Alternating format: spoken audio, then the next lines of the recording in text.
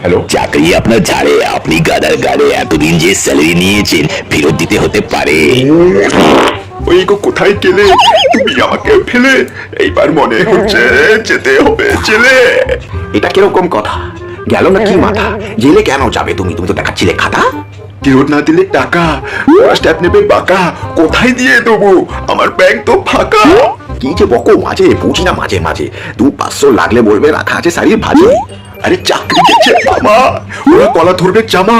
এদিকা ভালো হতো সাইকেলে দোকান কাজ করতাম মামা। এইসব কি বলো? চাকরি কিভাবে গেল? এর থেকে ভালো হতো আমার বয়ফ্রেন্ডকেই বিয়ে করে নিলে ভালো। পুরো প্যানেল বাতিল করেছে, সবাইকে ভালো মতো মেরেছে, যাকে দিয়েছিলাম আমি ঘুষ ওই ঢ্যামনাটাকেও ধরেছে। কি বলো গো, বিলটা কে ভরবে? আমার খরচাটা কে তুলবে? কোথায় দিয়ে বিল ভরবো? কার হাত পা ধরবো? আমি তো পুরো লুটে গেলাম। কোথায় দিয়ে কি করবো?